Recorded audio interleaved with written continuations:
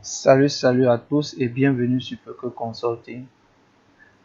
Aujourd'hui, nous allons résoudre le problème posé par notre ami Deep Company qui demandait à savoir comment créer plusieurs sites WordPress sur Home Server en local.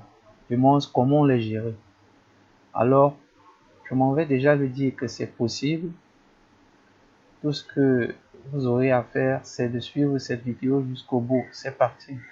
Pour cela, nous aurions besoin tout simplement d'aller dans notre moteur de recherche Google par exemple, parce qu'il y en a plusieurs. Nous tapons Home Server, il va nous afficher les résultats suivants et nous allons choisir ce site, sourceforce.net. Dès que nous allons cliquer dessus, il va nous ouvrir cet onglet et c'est là où vous pourriez cliquer là pour télécharger Home Server. Pour ceux qui ne savent pas de quoi je parle, j'ai fait une vidéo là-dessus que je laisserai le lien sous cette vidéo. Vous aurez le temps d'aller jeter un coup d'œil si vous ne savez pas de quoi je parle. Ensuite, nous aurions besoin de télécharger WordPress. Et je profite de cette occasion pour présenter la dernière version de WordPress 5.5.3 qui a un avantage en ce qui concerne le chargement, la vitesse de chargement de notre site. Et ce qui m'a le plus marqué, c'est qu'avec cette version de WordPress, il se charge de mettre à jour nos extensions pour nous. Donc nous n'aurions pas besoin d'aller sur notre back-end pour mettre nos extensions à jour. Donc cette version de WordPress nous permet de mettre à jour nos extensions automatiquement autant pour nous. Alors, après avoir téléchargé notre WordPress, moi je l'ai déjà fait, nous allons aller sur le bureau. Voilà mon fichier zippé là. Vous voyez, WordPress 5.5.3. Je l'extrais. J'ai extrait mon fichier WordPress et le voici. Voilà le dossier de WordPress. Comment je vais maintenant procéder? Je vais aller dans mon local disque C. Je vais choisir WAMP 64 bits, le dossier WAMP 64 bits parce que j'ai un système d'exploitation de 64 bits. Et pour ceux qui ont un système d'exploitation de 32 bits, ils verront tout simplement WAMP tout court. J'ouvre mon dossier WAMP, je vais dans le dossier www. C'est dans ce dossier que nous verrons tous nos sites créés. Et pour le faire, je vais juste aller sur Home Server, je clique dessus et je lance localhost. Il va m'ouvrir avec le navigateur par défaut ceci. Vous voyez, vous voyez le dossier Feuque Consulting, vous voyez mon site. Voilà les trois sites créés. Et lorsque je vais dans mon dossier, il y a Feuque Consulting, mon site. Alors, pour créer notre quatrième site, par exemple, je vais aller sur mon bureau. Le dossier WordPress que j'ai téléchargé, j'ai extrait. J'ai fait une extraction, c'est-à-dire pour ceux qui ne le savent pas, extrait ici. Et puis, le dossier a été extrait. Je clique sur le dossier, je le copie. Je reviens dans mon local disque C, dans le dossier WAMP 64 bits et le sous-dossier www. Et je vais coller mon dossier WordPress.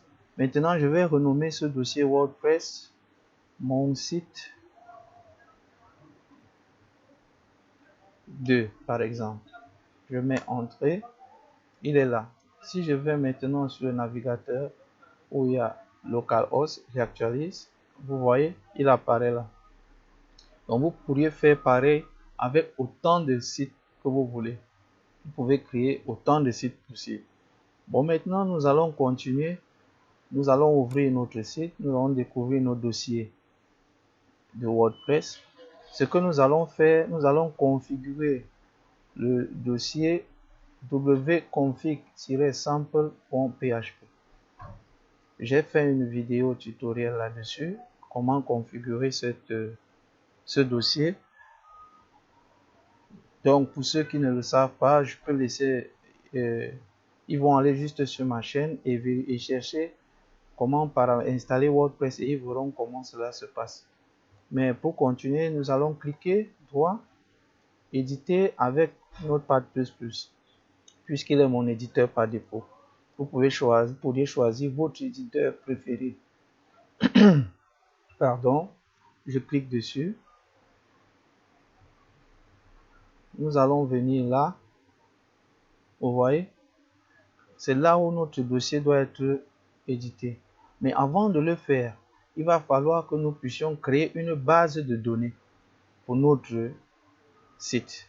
Alors, je vais aller sur WAM Server. Je vais cliquer sur PHPMyAdmin. C'est une première option. Si je clique dessus, je peux revenir soit à localhost. Je viens ici, je clique PHPMyAdmin. Donc, je vais appuyer sur Entrée. Je clique PHPMyAdmin. Il va ouvrir un onglet pour la création de notre base de données. Bon, PHPMyAdmin. Le nom par défaut de PHPMyAdmin, c'est root, ainsi, et le mot de passe est toujours vide. Et si je clique Go, je suis dans PHPMyAdmin. Donc, comme je disais tantôt, je peux aller sur WAM Server, l'icône de WAM Server, je clique PHPMyAdmin, il va me rediriger pareil. Bon, là maintenant, je crée ma nouvelle base de données que je peux appeler par exemple Toto. Essayons de gérer sans majuscule. Toto, par exemple. L'encodage, je vais chercher UTF-8 General C. UTF-8 General C. Et puis je mets créer ma base de données. Voilà notre base de données Toto qui est là. Elle est créée. Vous voyez, si je clique sur Toto, il n'y a pas de table, tout est vide. Vous voyez, c'est une base de données, mais elle est vide. Je retourne maintenant sur mon éditeur de texte. Je dois renseigner le nom de ma base de données, dbName. C'est à ce niveau où je dois écrire Toto, qui est le nom de notre base de données, créé ici sur PHPMyAdmin. C'est le nom de notre base de données. Vous voyez là, database Toto. Ensuite, j'ai renseigné Toto. Comme c'était en minuscule, j'ai mis en minuscule. Je vais donner dbuser, le username de ma base de données. Par défaut, nous avons vu que c'était root. Et le mot de passe, nous avons vu que par défaut, le mot de passe était vide. On laisse juste les doubles quotes. Dès que c'est fait, je vais cliquer sur File, Save As, qui veut dire enregistrer sous. Et je vais venir ici, je vais maintenant renommer ce fichier. Il ne sera plus www-config-sample.php, mais il sera maintenant www, wp, autant pour moi, config.php. Voilà comment nous allons renommer le fichier et nous mettons sur Save. Une fois que c'est enregistré, nous allons ensuite sur notre navigateur. Nous revenons ici sur notre dossier où il y a WAM Server. Voici notre site, n'est-ce pas? Ok. Ce que je vais faire, c'est soit, vous voyez, le nom de notre site là. C'est là que nous allons renseigner. Je clique là, je mets un slash et je dois renseigner tel que c'est écrit là. Mon site. 2. Je mets entrée. Nous attendons l'exécution. Vous voyez, tout est fin prêt. Et nous allons choisir là la langue.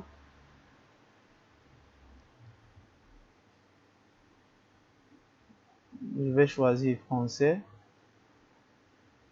Je descends un peu, je mets continuer.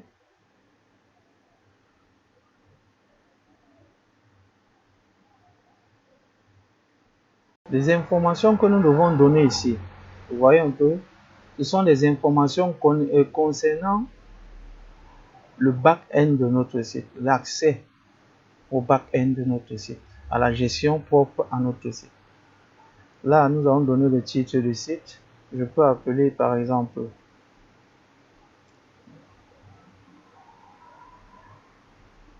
je peux dire n'importe quoi, un truc genre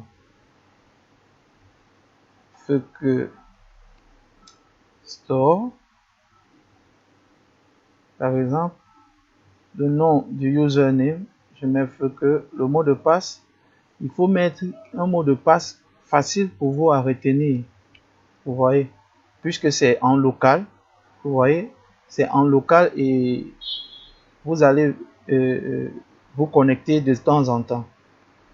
Vous confirmez que vous utilisez un mot de passe faible, par exemple.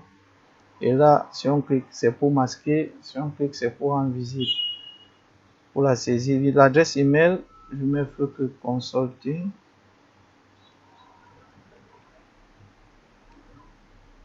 @gmail.com. Ici, quand on vous dit Search Engine Visibility, vous n'avez pas besoin que en fait les moteurs de recherche indexent votre site. Ici, ne le cliquez jamais quand vous êtes en production réelle. Vous voyez un peu, vous pouvez laisser ça vide, ça n'a pas d'importance. Mais là, pour vous expliquer, c'est juste pour faire comprendre, si vous ne voulez pas que les moteurs de recherche visitent votre site, vous cliquez le lien, vous cliquez dessus. Mais si vous créez un site internet et que vous voulez que les Google, Bing, peut-être Yahoo visitent votre site, vous êtes censé laisser ce champ vide ainsi. Nous cliquons maintenant sur installer, install WordPress. Nous attendons l'installation de WordPress et on nous dit WordPress a été bien installé. Vous voyez, là c'est mon username, que mon mot de passe, c'est que le mot de passe que j'ai renseigné au préalable. Bon, maintenant je m'en vais au niveau de la base de données pour vous faire comprendre. Cette base de données qui était vide hier, après l'installation de WordPress, vous allez voir que notre base de données est maintenant pleine. Vous voyez, elle est maintenant pleine. Il y a des posts qui sont des articles, métathèmes, ainsi de suite. Notre base de données était pleine. Et en ce qui concerne la gestion des bases de données, nous allons faire encore des cours plus approfondis là-dessus pour ceux qui seront intéressés. Ok, si je clique sur Login, vous voyez, mon username, c'est que mon mot de passe, je renseigne le même mot de passe et je mets Login.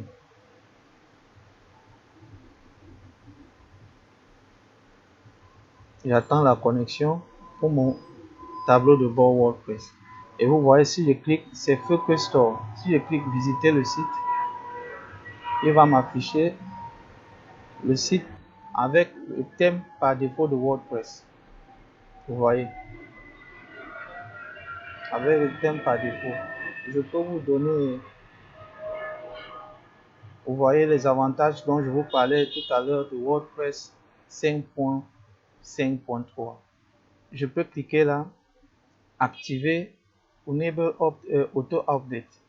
Donc ça veut dire activer la mise à jour automatique. Je clique là, vous voyez c'est activé. Ça veut dire lorsqu'il y aura des mises à jour disponibles pour ces extensions, ils se mettront automatiquement à jour et je n'aurai plus à retourner là-dessus. C'est un peu l'avantage de WordPress 5, de cette nouvelle version de WordPress. Donc, si je clique là au localhost, encore, je veux me connecter à l'autre site. Par exemple, j'étais au site, mon site 2. Je veux me connecter à Feuke Consulting, celui-ci. Je le sélectionne, je copie. Je viens là, je mets slash. Je colle ce que j'ai, le nom du dossier que j'ai copié.